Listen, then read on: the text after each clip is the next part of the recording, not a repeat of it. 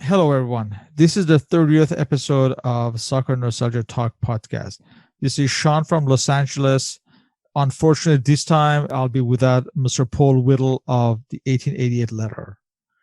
For this episode, I interview Mr. Salvador Torres of the California Football Federation. He will discuss the origin of the organization as well as its aims for the future. Hello, Salvador. Welcome. Hello, thank you for having me on. Appreciate it. Thank you. As big as a football/soccer fan as I am, I was completely unaware of the following topics that we are to discuss. We will be discussing about organizations like Khanifa and Wufa, that's WUFA, as well as teams from regions that I could not have imagined. I am glad that you're here to walk us through it all. But before we begin, please tell us about yourself and your soccer journey. Well, thank you for that introduction. So, my name is Salvador. I am 23 years old, and my soccer story started when I was around 4 years old. It's funny. So, my father's a very big soccer guy over there in Mexico. The team that we support is called Chivas de Guadalajara, one of the popular teams over there in Mexico. But at age 4, he wanted me to play baseball. But my mom convinced him that in baseball you don't really do much. You kind of just stand there. So she wanted me to run around, and at the age of 4, I was into the AYSO back where I was growing up in Alhambra, California, and that's pretty much where my love of soccer started. I started playing there. I played mostly AYSO. I never got into Sunday League or Travel Club. I played at middle school once, but I was the backup goalkeeper, so I never really saw anything outside of the bench. And I never really had a professional career, never semi pro, never much into that. It's only until I'd say maybe 2018 where I got more involved with the social media side of soccer, specifically with the lower tiers, and that's pretty much that's got me to the spot where I am today, just kind of being behind the scenes of soccer, not necessarily on the field, but off the field. Let's start off with the California Football Federation. What is your position with the California Football Federation and how did you get involved? So I got involved a little bit before the COVID shutdown happened. So I'm going to say March of this year is when I just saw them on social media. I think it was Twitter. And I just reached out to them. I saw their bio saying they want to be a federation that represents the state of California and kind of just be a different model or a traditional model of soccer that's kind of like not, it's kind of like anti United States Soccer Federation. And that's kind of just something that I believe in. And that's why I reached out to the organization to help out. I like being a part of this cause because I believe soccer in its traditional sense should have promotion relegation, which is one of the things that does not happen here in the United States. And the person in charge, Sven Serrano, said, "Yeah, you're on board. You're Californian. You believe in the cause. Welcome aboard." And now I am the volunteer coordinator of the California Football Federation. Can you expand on the cause that you mentioned? Sure. So, kind of a little bit of the background of the cause. So, Sven is a part of there's a political party called the California Separatist movement, and he's been a part of that. And he kind of just grew the idea of maybe how it would be. He entertained the idea that a California national team with just California players, just to see how that team can compare to other teams around the world. And he did it out of a bad emotion ever since the United States fell to Trinidad. So he wanted to entertain the idea, and it kind of grew with his California separatist movement. But he assured us that it's not related. The team is not a part of the separation movement, but he always likes to phrase it as, let's pretend we're Scotland and just kind of have this autonomy without the disconnect from the United States. But it's also, it brings a lot of the things that the United States Soccer Federation doesn't provide. We have ambitions to being a federation that serves all California teams through a promotion and relegation for the women's side as well as the men's side, a youth model, just pretty much everything that the United States Soccer Federation fails at, we tend to have as our priority. So some people's involvement may be for political reasons, but for most people is just regional pride and things as such, right? Would you say? I would say regional pride, and I think a lot of the people, a lot of the volunteers really love the idea of a California team itself, because they understand that we have a lot of talent here. A great example is Landon Donovan, who grew up in the city of Redlands, which is a city I used to work in. I mean, due to COVID, I'm not working there currently, but he did grow up there. I did work at the high school that he attended to. And it's just one example of how much talent we have here in California. So a lot of the volunteers, they want to entertain the idea because we have a lot of talent here. And we like to see, just entertain the idea of a California all-star team, if you will, and just see how we compete against the rest of the world. And how did the idea of a California national team come about? Right. So I've been alluding to that as far as the team is concerned. So the federation is one branch that's important because it serves as the governing body. And we want to have a California national team because that's our first and foremost priority in order to get to Khanifa, as you were mentioning earlier. That's one of the requirements. So that's one of our priorities, is just to start from California national team, just getting all the best talent that we have. And then further along, we can have other ambitions as starting a women's team, as well as a youth league, maybe a FA Cup, just a pure California team. So the national team is a priority to start this project. Now, let's talk about Khanifa that you mentioned, which stands for Confederation of Independent Football Associations. Can you explain to those who may not know what exactly is Khanifa? Sure. So I hope most of your listeners understand what FIFA is. So when we compare Khanifa to FIFA, Khanifa serves those teams that are not recognized by FIFA, particularly regions or people groups or refugee groups that are not recognized by FIFA. A lot of examples just to list here in our own continent would be Quebec. Quebec has a national team in Khanifa, and their cause is, they're French-speaking people of Canada, and they want to have autonomy because their identity is different from the English-speaking Canadian population. So they want autonomy and representation, and that's what Khanifa offers. And there's many other examples. Hawaii is another one that recently joined this year. Their claim is they used to be a kingdom before the United States forcefully made them into a state of the United States. So that kind of grants them the green light, if you will, to become a member of Khanifa. And there's plenty of other examples, but those examples are what Khanifa is about. So Khanifa is the FIFA for the underserved people and the people who don't have representation. And let's go through some of these member states. You mentioned Quebec. There's also Cascadia in North America. There's Zanzibar in Africa. There's Tibet in Asia. There's a team called United Koreans in Japan. There's Yorkshire side in England. There's Sardinia in Italy, Greenland, Crimea. And as an Armenian, I was surprised to learn that there's also two Armenian sides. There's one called Western Armenia and another called Artsakh that's in the news recently.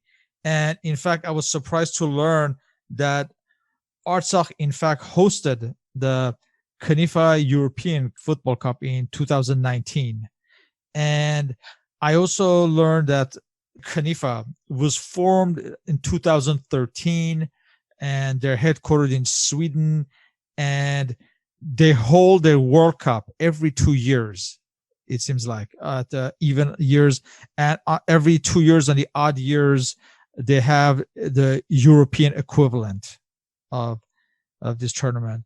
So it seems to be a growing organization. Now, I want to ask you, why was California's application to join Khanifa initially rejected?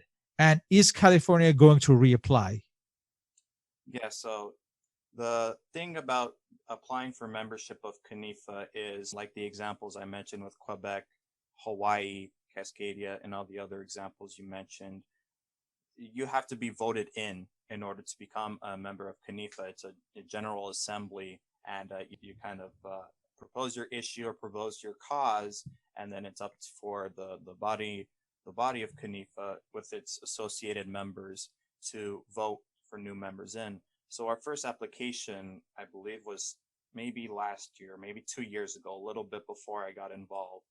And our vote was shy of maybe a group of maybe 20 to 30 votes. And that kind of vote block was mostly of Cascadian members. And so the conflict was, to my understanding, that Cascadia didn't really understood what our cause was. It was perhaps unclear, or perhaps it wasn't comparable compared to those who actually have a legitimate reason to have autonomy. And so that was pretty much the confusion. It was just it was a miscommunication, or to my knowledge. So we did reach out to Cascadia eventually, and we wanted to make ourselves clear with them and kind of just understood what was the situation. Kind of just talk in front of the table, and they understood afterwards that cause is noble, and we want to make a case with them. And we do next year, this January, hope to reapply again. We have to apply and then get voted on for a second time, and hopefully we'll get a majority vote. And that Cascadia is understanding. It's a lot. It sounds political because it is getting votes at the end of the day, but we want to be a part of Khanifa. We believe in the Khanifa cause. We believe California is unique and special because, personally, for myself, and as I mentioned to you in other conversations, we're a unique state within the United States, but our culture is so different. We feel like we're a part of the world compared a part to the United States. And how does the outlook look at this point, you think? So my prediction is, because of COVID, things are like really up in the air. There's been a lot of changes with Khanifa since March. They've allowed Liga Bolompi, which is a new Mexican league that started in Mexico. They officially been sanctioned by Khanifa, which is the first league to be sanctioned by Khanifa, because Khanifa usually sanctions just national teams. As far as my outlook, I mean, I doubt we'll have an election in January. It'll probably be virtual. I mean, they will have to have a vote in the year 2021. I don't know if it will be in January, but eventually, with time, there has to be an assembly at some point, because there's so many moving pieces with memberships at the top of Khanifa. But crossing our fingers, like I said in the beginning, the vote was just off by 30 votes, so we were pretty close to being accepted to Khanifa. So everything optimistic at this point. I think we'll get in. It's just, it's up to Khanifa with how they're handling COVID at the moment. Let's discuss another organization that the California Football Federation is a member of. Please explain to those who may not know what WUFA or WUFA stands for. Yeah, so WUFA is the acronym for World Unity Football Alliance. So this is a new alliance that just started maybe this year during the COVID shutdown. And these are members that some are part of Khanifa and some aren't. And it's kind of just a group of members coming from a Khanifa umbrella, and kind of just having the same cause as Khanifa, but pretty much without the politics, if you will. We've been accepted into WUFA just this past month, and we're very grateful for WUFA for accepting us. because they believe in the cause and they believe in kind of just the grassroots beauty of football, which is getting a ball and just getting people and start playing with each other without being having to worry about being accepted into it. So we're very grateful to be a part of this organization because some of their member headquarters are in Los Angeles. Dunfar United, which is kind of a people group from, I believe, Sudan, maybe Eastern Sudan, who have a headquarters there in Los Angeles. And we plan to have our headquarters in Bakersfield. So they're within the same state. So it makes sense that we become a part of Wufa. And what do you mean the less political aspect of it? Can you talk about that? Sure, yeah. So just an example of how we just got accepted into Wufa, we kind of talked to the gentleman who is in charge of Dunfar, which is the member group who kind of started the organization Wufa. We kind of just threw a pitch at them, just told them what our cause was, and they accepted us kind of within the next day or so. It wasn't really bureaucratic of looking through our application, if we met the requirements, so on and so forth. They kind of just all unanimously agreed with our cause, and we've been accepted. So it's no voting, to my knowledge, was happening, and we're already a part of it. So that's less political. Is there any dissension between WUFA, Wufa, or Khanifa, or they're just completely separate organizations, even though some members overlap, like Yorkshire and hopefully California at some point? But what do you think? Yeah, so they're both different because kind of just the group of members who used to be in Khanifa, and while some members still are, and they kind of just separated and became their own thing through Khanifa. So it wasn't so much of a thing out of spite. I think it was just more of we don't want to be managed. How can I put it to you this way? I guess they want to be like their own bosses, if you will. If like they didn't want to just be held back by Khanifa. They just felt like, forget the rules, forget the regulations.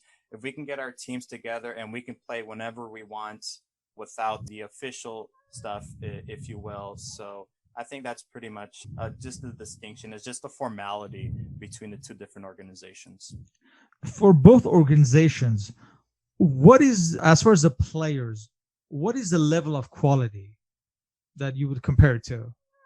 So personally, we haven't played a match because of due to the COVID situation. But as far as an outlook for the Wufa members, because we are planning to have a summer tournament in 2021 held in Los Angeles. We're planning on having it at Cal State Dominguez Hills. We're still in the planning for that, and that's the main goal. We wanted to have the tournament there. For the North American tournament, we have ourselves, we have Dunfar United, we have the people of Karen, the Karen FA, which is a group, I think a Christian group from the country of Burma, and as well as Kuzkistan. I might be pronouncing that wrong, but that's an indigenous group from El Salvador. So those are going to be the four teams that are going to make up the tournament for the North American side. And for Europe, there's also a lot of other teams that I'm not too familiar with. But as you mentioned, the province of Armenia that's in trouble right now, they're going to be planning on having a European Wufa tournament, as well as Yorkshire. They plan on doing their tournament there. I'm not all too aware of that. But as far as the talent, I personally know California players. I've been around the Inland Empire parts of California, and I've seen the talent here. And knowing what I know about Burma, the football in Burma, the football in Sudan, and the football of El Salvador, I think El Salvador will probably be giving us the most competition. And I say that with all due respect to the other ones. But then again, we've never played a game, so I can't really boast too much of our confidence. But I think that's kind of just our competition. So would you say it's maybe semi-pro level? I mean, as far as I know, some of these players could play professionally. And as far as the talent that we've had, we're still in the recruiting stage. And I personally know two players who's been in the NISA League, which is kind of the third professional division in the United States. So a lot of the talent we have so far are kind of NPSL, UPSL level, which is considered amateur under United States sanctioning. As far as the other teams are concerned, I haven't seen them play. I can't really tell what their talent is, but I am aware they do want to have it in summer because these players could be from their countries of origin, or they could be residing from the United States or in Europe. So it kind of all varies. Let's get back to the California Federation. Where are the headquarters located?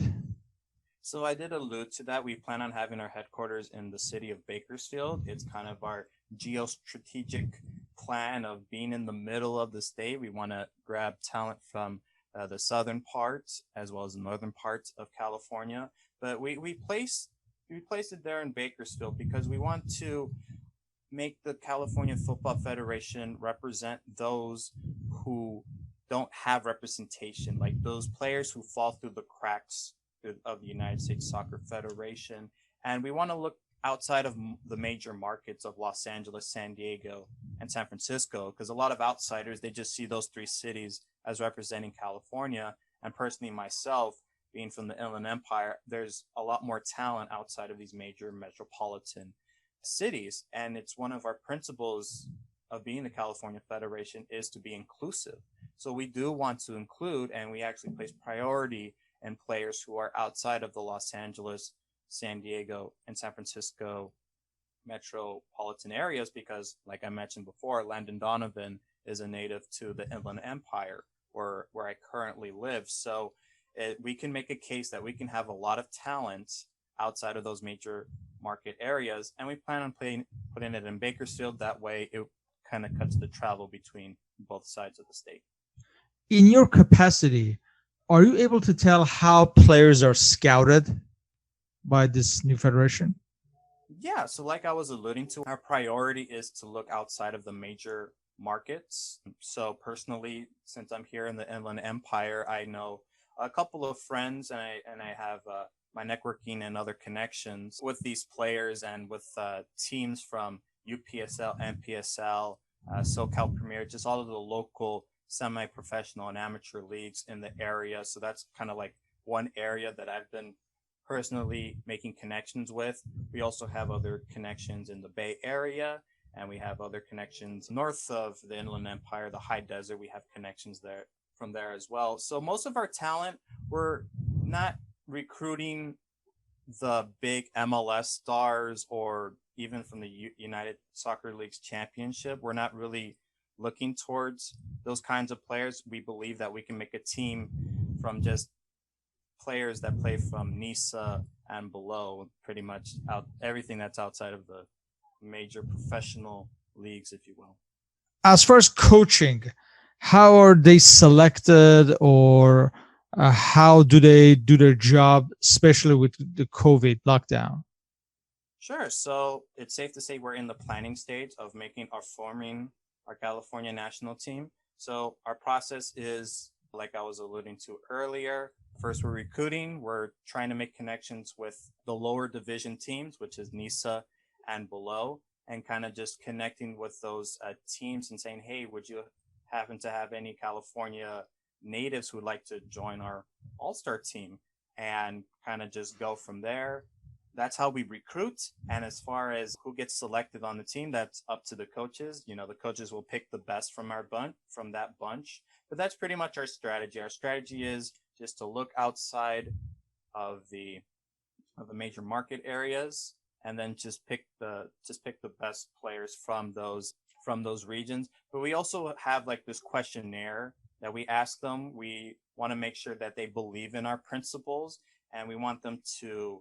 We're not just recruiting anyone. Like, one of our requirements is you should be born in the state of California, and if you're not, you should have at least a minimum of 5 years residency within the state. We also are very big advocates of the LGBTQ clause, so we don't really want to recruit players that do not believe in those principles. They also should understand where the state capital is. I think it's a very important trait for Californians, and it's subjective how we recruit players, but that's pretty much how we go through the recruiting process.